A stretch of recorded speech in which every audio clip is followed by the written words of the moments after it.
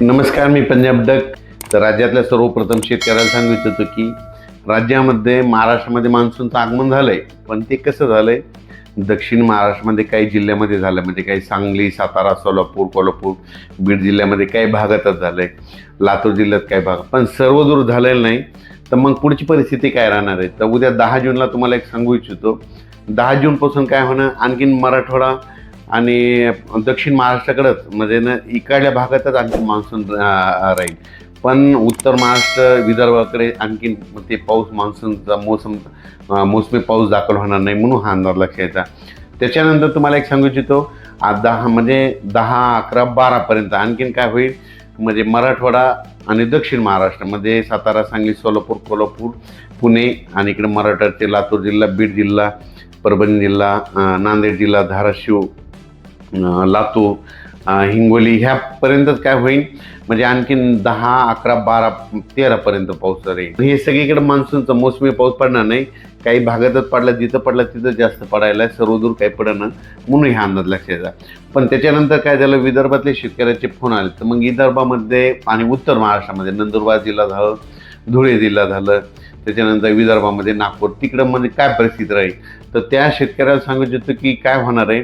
म्हणजे 13 तारखेपासून 13, 14पासून ते मग 16, 17, 18पर्यंत मग काय होईल, उत्तर महाराष्ट्र आणि विदर्भाकडे मोसमी पाऊस दाखल व्हायला सुरुवात होईल. पण हे पाऊस सगळीकडे दाखल होणार नाही, कारण की काही काही भागामध्येच दाखल होईल, म्हणजे याच्यामध्ये जास्त असा जोर नाही.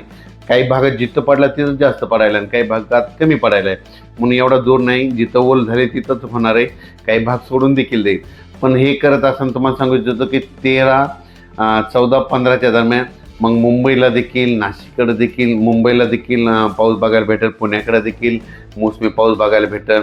नंदुरबार, धुळे जिल्हा, जळगाव जिल्हा, संभाजीनगर जिल्हा, कन्नड ते भाग, त्याच्यानंतर सोयगाव तालुका, त्याच्यानंतर बुलढाणा जिल्हा, अकोला जिल्हा, अमरावती जिल्हा, वर्धा, भंडारा, गोंदिया, चंद्रपूर, यवतमाळ ह्या पट्ट्यामध्ये काय होईल, मग 13च्या नंतर तिकडल्या पट्ट्यामध्ये मोसमी पाऊस बघायला भेटत, पण तो पण सर्वदूर नाही राहणार. काय होणार आहे, काही काही भागातच पडणार आहे.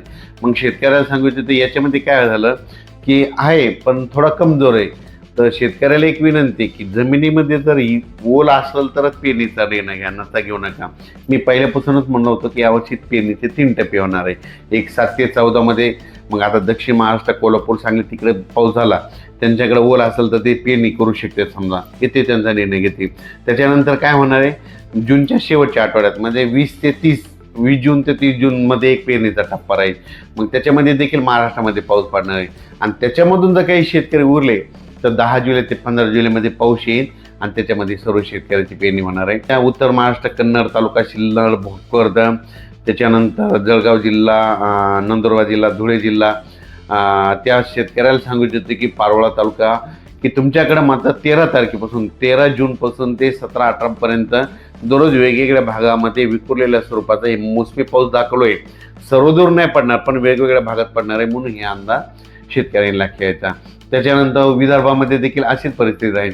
विदर्भामध्ये देखील काय होईल, 13 जूनपासून ते 17, 18पर्यंत, 13, 14, 15ला 18, 17, 18च्या दरम्यान तिकडे विदर्भात देखील काही जिल्ह्यामध्ये दाखल होईल, पण हे सगळीकडे दाखल होणार नाही, काही भागात होईल.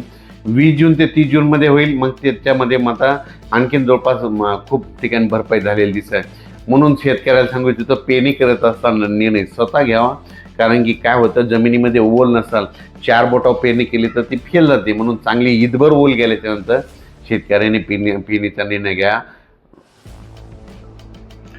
परत एकदा शेतकऱ्याला सांगतो, हे मोसमी पाऊस कसा आहे, दक्षिण महाराष्ट्राकडून आलेला आहे, कर्नाटकमधून आलेला आहे, त्याच्यामुळे काय होईल ते ह्यामध्ये 10, 9 आज देखील 9, 10, 11, 12पर्यंत काय होणार आहे, सांगली जिल्हा, सोलापूर जिल्हा, पुणे जिल्हा, त्याच्यानंतर बीड जिल्हा, धाराशिव जिल्हा, लातूर जिल्हा, परभणी जिल्हा, नांदेड जिल्हा, हिंगोली जिल्हा, यवतमाळ जिल्हा ह्या परिसरामध्ये काय होईल, जालन्यापर्यंत, की हे थोडं बऱ्याच ठिकाणी म्हणजे ह्या 3 दिवसामध्ये 9, 10, 11, 12, 13पर्यंत बऱ्याच भागामध्ये कव्हर करत, पण काही काही भाग सोडून देखील देईल, काही काही ठिकाणी म्हणतात खूप देखील पडेल, म्हणून ही देखील सर्व शेतकऱ्यांना लक्षात.